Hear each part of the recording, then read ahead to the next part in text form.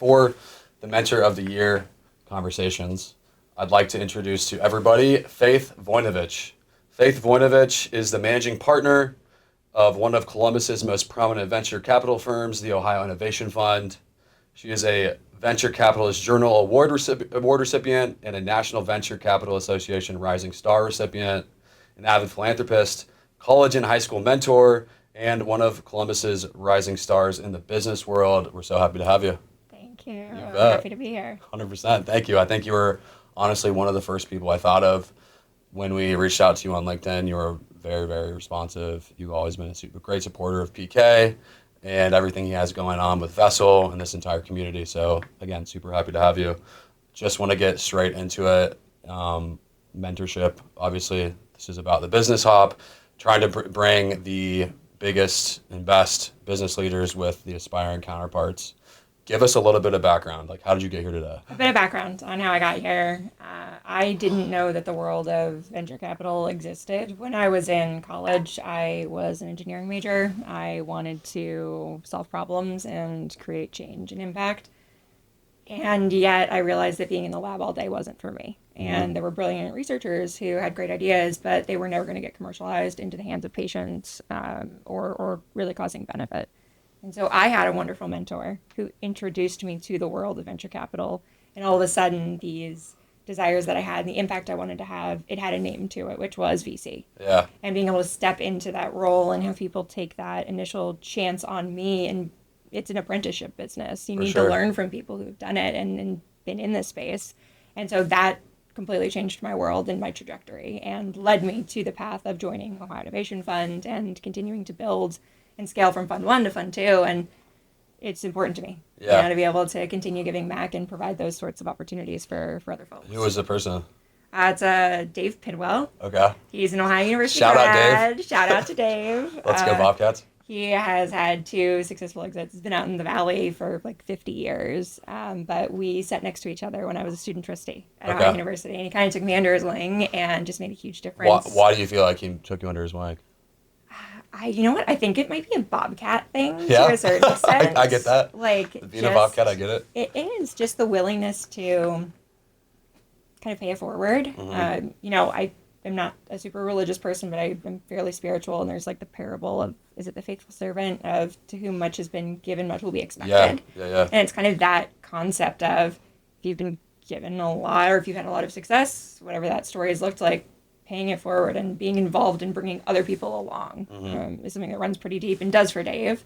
And he's who introduced me actually to Bill Baumel at the fund. And, the rest is history, or at least history in the making.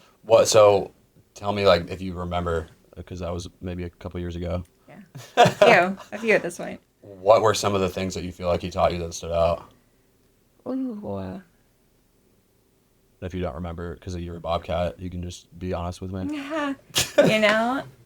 I think the biggest thing that I learned during that period of time was the importance of being authentic in relationship building, recognizing where your unique strengths are, our opportunities of being able to connect with people on a deeper level rather than something more superficially. Yeah. I had for a long time, and this goes along with academia to a certain extent, kind of presented as like, well, here's the grade, or here's the degree program, or here's the, school, as opposed to like, who am I and why does it matter? Because there's vulnerability that comes with that. Absolutely. And Dave really helped me see through that of you can connect on that more personal level while also making business relationships. And they're actually even more valuable when you're 100%. able to see the other person as a human first, and then as, a business partner. Yeah, they say that the strongest frequency that we have is this frequency of authenticity. And I feel like so many kids struggle, and so many college kids struggle with like,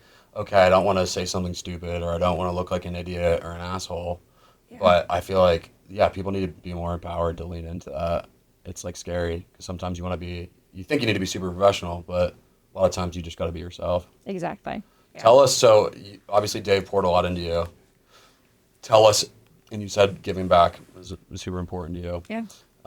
Tell us about what you want to do, or what your impact is from a mentorship standpoint. Like, just tell me about mentorship. I know you've done a lot with it, but just tell me about what you what you've done with mentorship here in the community. Yeah, so mentorship for me is just absolutely critical. Yeah. It also comes with the fact I am the oldest of 4 daughters, and so I feel like I've been It's in your filling, blood. yeah, a bit of a mentorship role for a long time. Not that I can't also be mentored Uh-huh. by folks that are way younger than me, but have really unique experiences.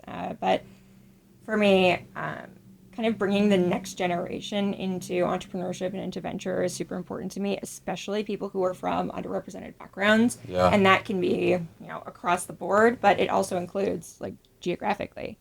The Midwest has not historically been the place for VC. It's growing slowly but surely, but being able to work with people who are from this area, from this region, or who want to work and stay in this region is, extra meaningful for me versus in like on either of the coasts, for example. Yeah, absolutely. And one of the most rewarding parts of mentorship is seeing the progress that folks make. Some of my earliest mentees who probably are, at least in a formal capacity, like 5 years back, seeing what they're doing now. They're founders of companies. They are So rewarding. in the venture capital space now. Like, Yeah.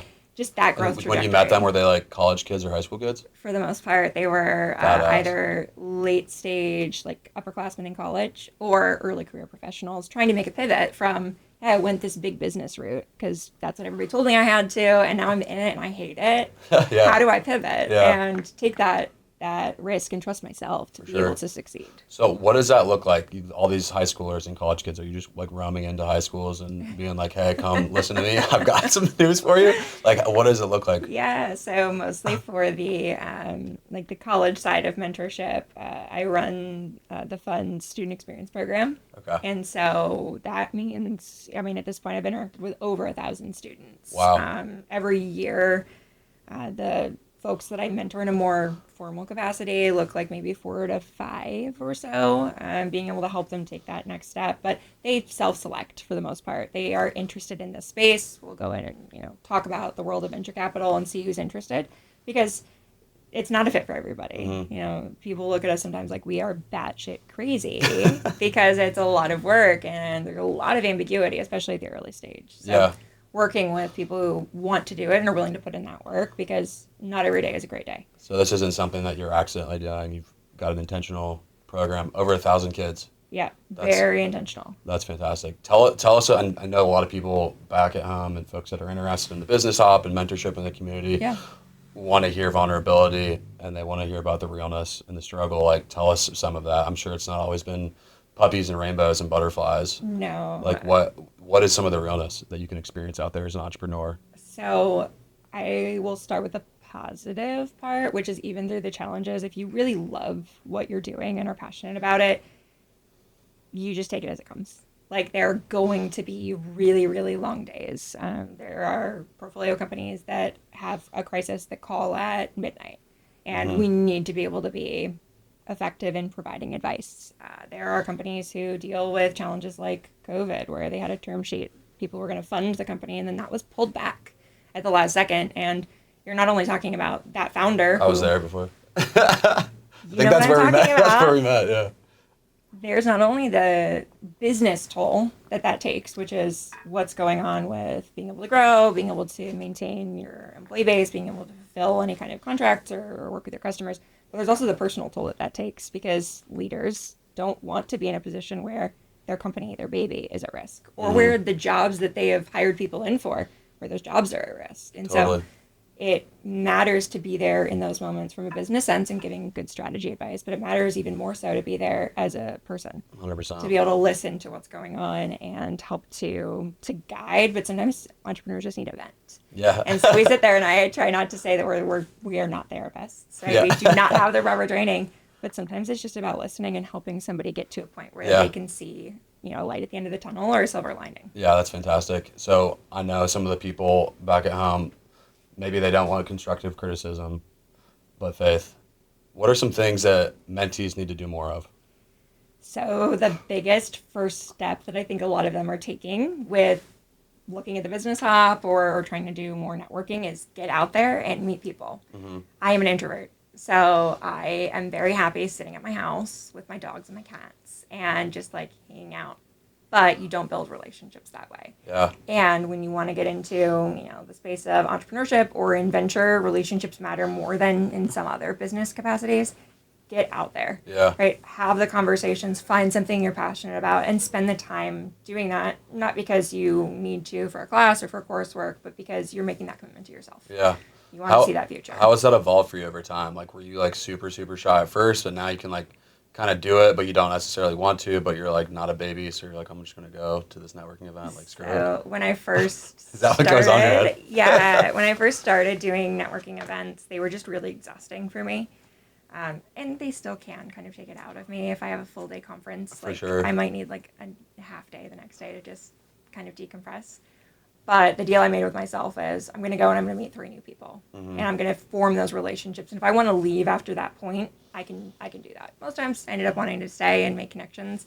But the nice fact for anybody who's listening who's maybe more introverted is the more you do that, the easier it gets. Because now when I go into most kind of networking situations, I know a third of the people, or I know 50% of the people.